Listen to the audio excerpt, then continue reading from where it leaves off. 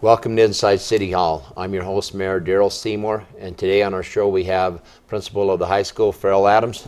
Farrell, welcome. Mayor Seymore. And we also have Resource Officer Troy Ebeline. Troy? How are you? Great to have you guys today. So how's things at the high school? It's a great year. 2017-18 is the best year ever, of course. Nah, 75, 76. Yeah. 75 was a little bit better than 76, but that's the year I graduated and the year you graduated. That's good. But yeah, the Cougars are strong. Good leadership in our district. It's good decision making leads to a smooth flow of processes and procedures. And so what I'm seeing in the high school is things are in place for student success to be right on track.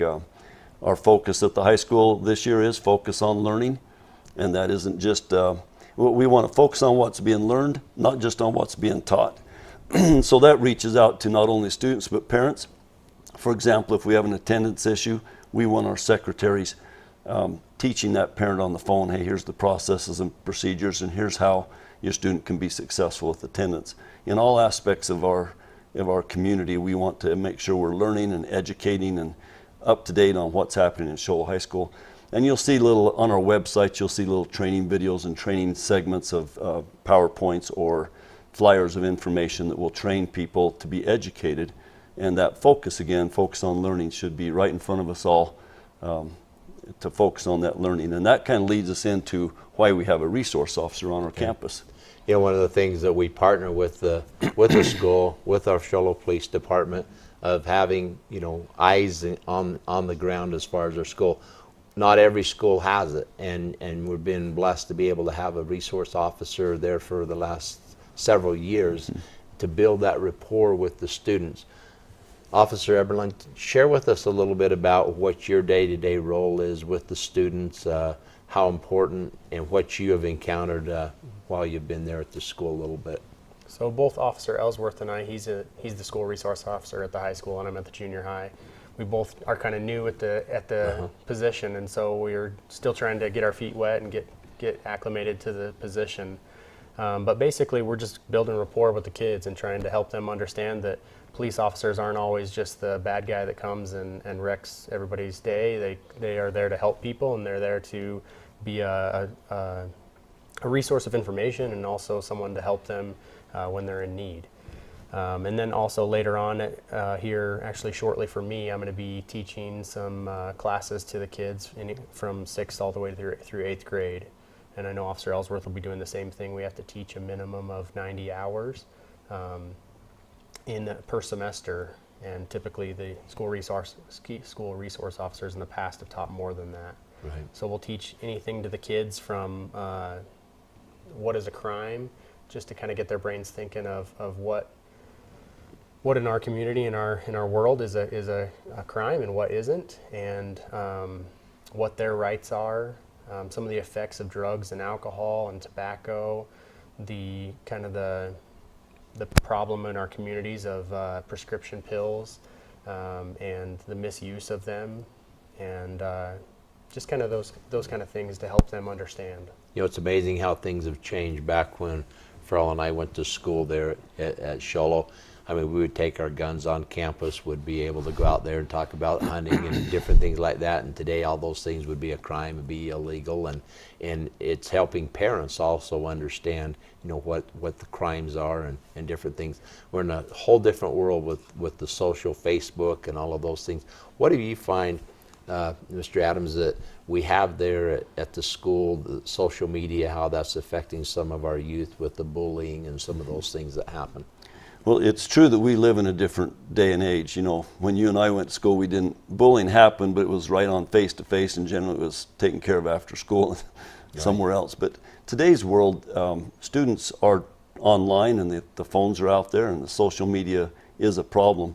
And what our students need to understand is that these resource officers are there for them to freely approach. So when a student received a threat last night on the social media, they have some place to turn to, and we want these resource officers to be just that. We want them to be a place for these students to be able to say, oh, that's a safe person to approach. It's not just a uniform with a taser and a gun. This is a person who is here for me, who knows me, I know them, and they're a place to talk, a safe place to go. And so with that social media bullying and harassment, we see that lead to different aspects of life. There was recently some suicides that took place because of social media in our nation. We read in the newspaper. I was reading online the other night about a parent who was crying out about the social media and her child took their life. Well, if these students have a place to turn to when this bullying and harassment takes place, such as the resource officer or the school administration, we have a policy in place for students, okay, I can report, I know a safe place to report. It helps these students have an avenue other than just self-harm. Right. And that's where Officer Ebeline, Officer Ellsworth are such great impacts to our school. They're out visible on the campus, they're in the hallways during class exchange, they're in the parking lot at different times throughout the day for students just to see them there and talk with them. And it's a great resource and an avenue for students to find safety and a student reporting system that is safe and anonymous, and, Right. and they can talk freely. And I think that's one of the things that, education in our community, we have to realize the value of education. A lot of times people are challenged with everything in the school. How does the school fit its budget? And to have a resource officer fit within those budgets, have constrained budgets today, is a priority that we've tried to make as a city as well, because we know what it can impact the lives of our youth. And if we're not making our youth better citizens, in the long run we're going to suffer. And we really appreciate the work. What do you find in the junior high, let's just be open here, drugs, violations or things that happen, it is prevalent in the junior high, isn't it? It's really unfortunate that it is. Like I said, I'm new to the position, but the things that we've encountered thus far have been sexting cases, where kids are sending pictures of one another, that inappropriate pictures that they shouldn't be, or inappropriate messages. Marijuana in particular, tobacco, alcohol. It's just kind of a wide range, and it surprises people how young the kids are and that they're dealing with this kind of stuff, and even into the elementary schools as well. These same things are popping up, maybe not so much in drugs and alcohol and things like that, but the other inappropriate pictures or touching or things like that are in the elementary as well. Right. We're learning at a faster pace as far as good and as far as bad. The two sides that it's out there, and it's not necessarily being taught by the parents. They can go anywhere to have that involvement in things that we have going. And so the other thing that I found with the resource officer, it protects our students a little bit more in the event that we had, we can't say we've never had a shooting or incidences that could happen on our schools, but having a resource officer present, a weapon on the campus also is a deterrent. Have you found that? I agree with that statement, that the fact that police car's parked out in front of my school lets people know that there's a gun inside. And I like that. But from a positive aspect of this resource, it's all, I just don't see any negatives. Sometimes I think our communities look at the police force as a punitive system, and what I think is the neatest thing about the school resource officer program is it changes that perspective to a resource and a support. And that's what I see. We do every other year a survey called the Arizona Youth Survey. We did that last year, and so the data came through. And we have plenty of concerns, from the sexting and the online harassment to drugs on campus, from everywhere from heroin to marijuana comes to our high school. But there's so much positive when you compare our data to the rest of the state. And I attribute that to our school resource officer program. We still have those prescription drug use is our biggest problem. Marijuana is a problem for us. Chewing tobacco on campus is a problem. But with the school resource officer and administration working hand in hand, we're able to confront those and deal with those in a way that people say, okay, we don't want those here. And if you're going to use those things, take them somewhere else other than this campus or the junior high campus. They're just not acceptable here. Yeah, having that drug-free, alcohol, tobacco-free campus. And I think we need to realize that as parents and citizens, that when we go onto a school property to watch a ball game or anything else, that is a drug, alcohol-free campus. And we need to abide by that rule all the time. And it includes the parking lot. Any time you cross into that facility, it's a drug-free zone. And we need to recognize that as citizens as well. because that's the example. If we set that and do what we can, that's awesome. We have to go along with that, when a student is found to have marijuana or something, those are serious offenses on campus and can lead to a student being withdrawn from school and having to look for alternative education. The nice thing about Shoalo Schools, we've developed the teen court program, which is restorative justice, which is not just punitive. We also have online high schools. Shoalo High School has the WMI Online and the WMI Seat Time, 2 different high schools. So we actually have 3 high schools. Most people don't realize that. We have 3 distinct high schools that we can choose and work from depending on the needs of the students. Those alternative schools, a lot of people say, I want my kid in the alternative school.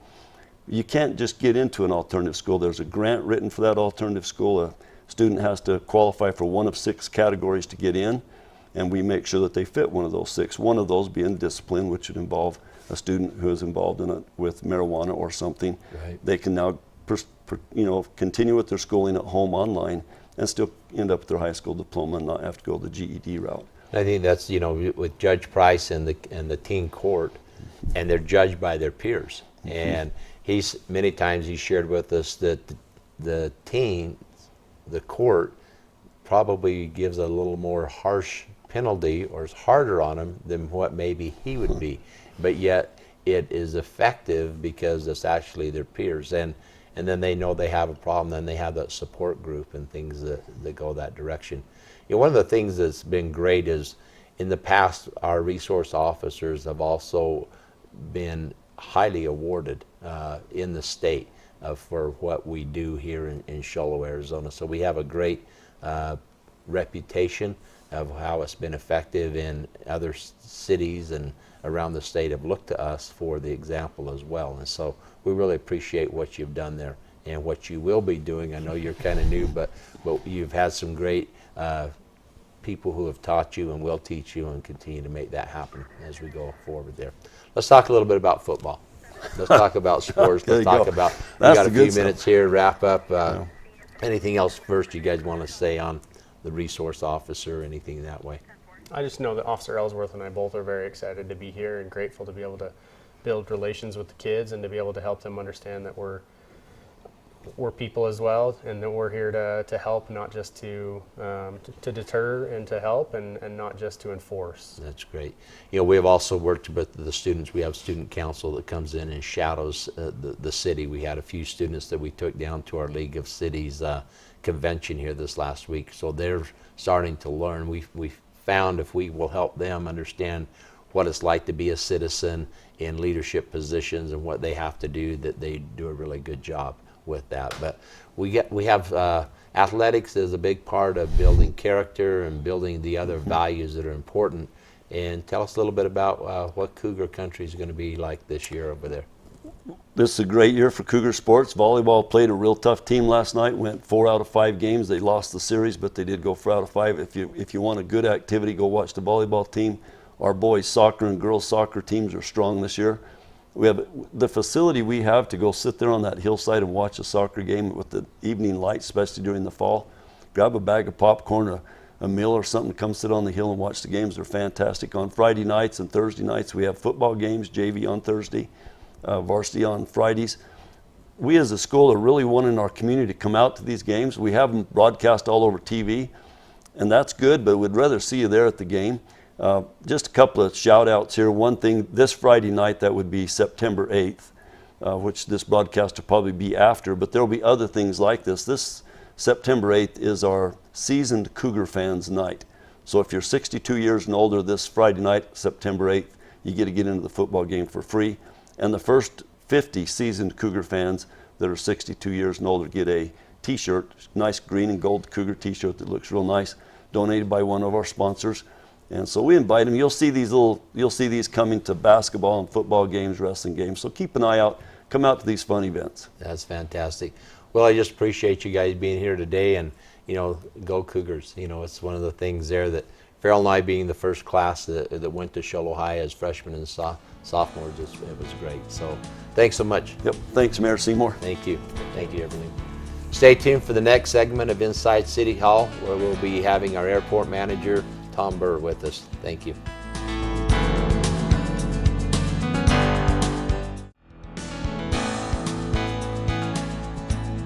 Welcome back to Inside City Hall. Now we have Tom Bahr, our airport manager. Welcome, Tom. Thank you, Mayor. Glad to have you here today. So share with us a little bit about where you came from, a little bit about what you did before, your family, and kind of what you see for the future of the airport here in Shoalo. Yeah, I'd be happy to. So we moved from Utah, from Orem, Utah, is where we had been residing for the past 9 years.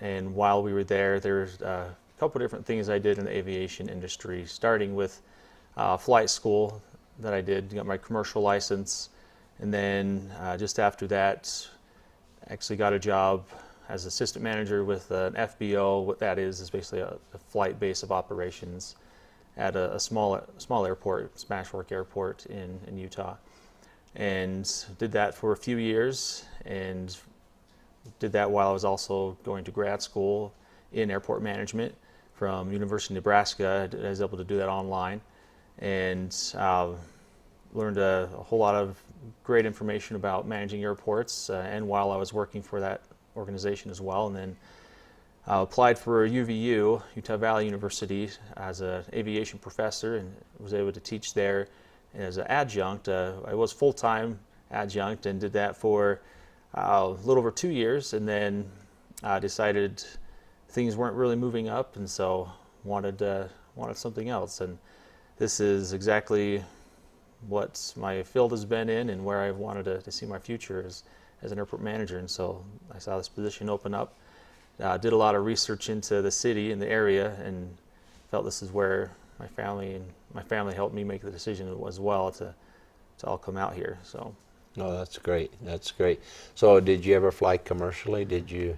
I never flew commercially. I did do a little bit of flying for the company I worked for, the FBO. They did some charter and flight training and things like that. There were a couple times I did some flying with them, but it wasn't my job. So. Do you still currently fly at all? Or? I could. I do. haven't for a while though. It's just mainly the cost of it. That is something I plan on getting back into soon though. Oh, that's great. That's great. So share with us a little bit about what your vision of the Shoalo Airport, and let's talk a little bit about the services that we have going on out there with Boutique Air, and how things are going, currently with that airline. Yeah, Boutique Air is great. I'd say the majority of their flights are full or near full, and they fly to Phoenix 3 times a day, Monday through Friday, and then Saturday and Sunday it's 2 times, and gives a very much a faster way to get to Phoenix, and it's a great service. So they are definitely meeting their quota for enplanements. This last just August, I believe, is 951 enplanements. Wow. For them, and that's with aircraft that only seats 8 passengers. So that's pretty. That is good. Pretty That's well good. full. So we plan to continue to have them there, and they do as well. So I see that service continuing, and plan on it being a great future for us in Boutique. Well, it's one of those partnership things that you work with, and with the FAA, with the amount of money that we have spent out at the airport, millions and millions of dollars of improvements and things, we came real close to losing essential air service, and we really hope that we're able to maintain that. One of the few communities left in the state of Arizona that's able to have that type of air service that gets us into Phoenix and moves people. It's amazing how many people actually fly and need that service doing business up here as well. Yes, it is. Yes, it is. And it definitely is a very essential service for the city, and I see that continuing. And Boutique has been really well as far as buying fuel from us here, where other airlines didn't purchase that type of fuel volume that they did. And so the volume that they have, and aviation fuel is something that it helps keep the prices down a little bit for our local people who are flying as well. Yes, they do purchase fuel, I'd say, every flight. And so it definitely helps with fuel revenue and, like you said, keeping the price down. That's good. Share with us a little bit about last night at City Council meeting. I know we passed for a new master plan. Every uh, 7 years, I believe, the FAA requires us to have or redo our master plan for our airport. What do you see some of the changes with this new master plan that we're going to be working on? So with this new master plan, there are a few things. First of all, the first thing that's on that plan is to resurface the primary runway, runway 624. It's in decent condition, but getting to the point where if we don't do something soon, it'll begin to fall apart.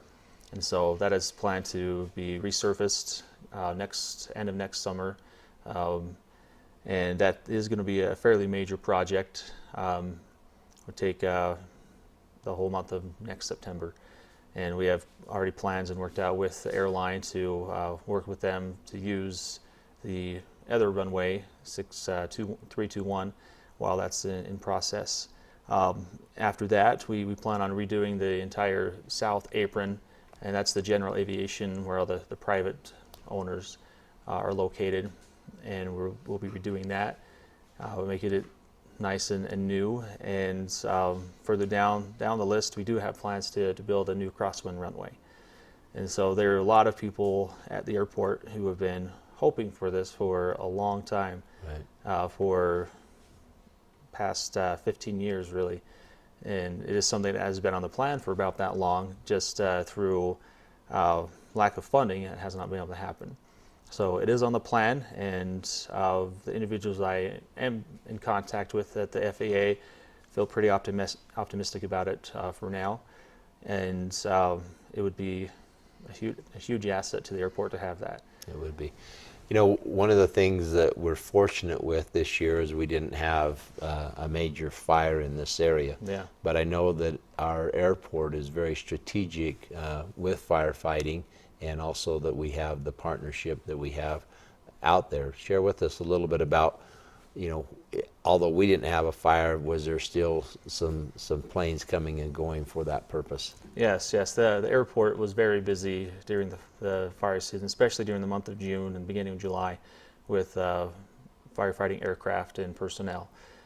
There were multiple heavy helicopters, dual rotor blade helicopters that were stationed there during that month, and a little bit, and several other aircraft as well. So having them there is not only a huge asset to the airport because of the fuel cells that it does bring, but also a huge asset to the state, having a regional fire base that can access local fires much easier than at other airports. And there are a few things about Shola Airport that they choose us for, partly because our movement of our fuel trucks, where we can fuel on site where they land, and as well as length of the runway, and for this type of altitude, it definitely is needed. Well, that's fantastic. What do we have over there as well? I know there's a lot of hangar space. There's some, we still have some of the air medical people are using, flying in and out of our airport, as well as we have a lot of private people who fly. But is there air terminal space available? Is there hangar space available? And kind of share with us a little bit about the leases there at the airport. There is some hangar space available. It is somewhat limited right now. They are fairly full, although some individuals who do own the hangars do rent out space in them to individuals who may have an aircraft as well. So there are options there if somebody does own an aircraft and needs to have it stored. And you were mentioning about air medical. Those are also one of the major operations that go on 24/7 really for that airport. And it really is, they are really one of the things that make that airport operate 24/7 because of the need that they have there. Right. We also have a fire station there that's manned. I guess they're not manned 24/7, but they're usually manned every time boutique comes in or takes off. Is that mandatory? That is mandatory for them to be there and ready. They are required to have the truck out and ready, and minutes notice from anything that may happen. That is something that they have to have available. One thing we also have to have is police presence during when the airline is loading and passengers are going through security, and the police force is very gracious to have individuals come out for that. And so Okay. Now, is there still TSA service there? there is. Okay. There is. So when you check in there, if you're connecting with a connecting flight that's already checked in, approved, then you're able to move fairly quickly through Yes. everything that Yes, way. it's definitely isn't something where if you have a flight, you have to be there 2 hours early, like a large Right. airport. It moves very quickly and efficiently. You know, and it's one of the things that, you know, people need to realize. You can fly into Show Low, you can rent a car right there still, and you can get where you need to.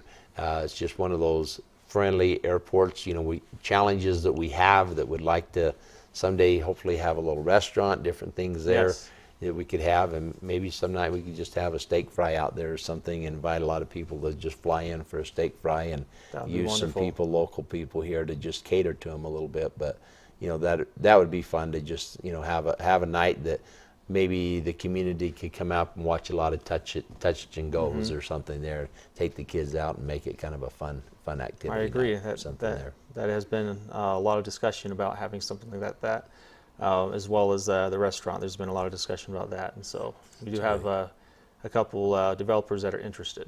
That's great. Well, Mr. Bahr, we appreciate having you on our show today. Thank you, Mayor Appreciate Seymore. what you're doing. We look forward to great things happening there at our airport. You as well. Thank you. Thank you for joining us on Inside City Hall today. And if you have any questions, you can call us here at City Hall, and we hope that you have a great day. Thank you.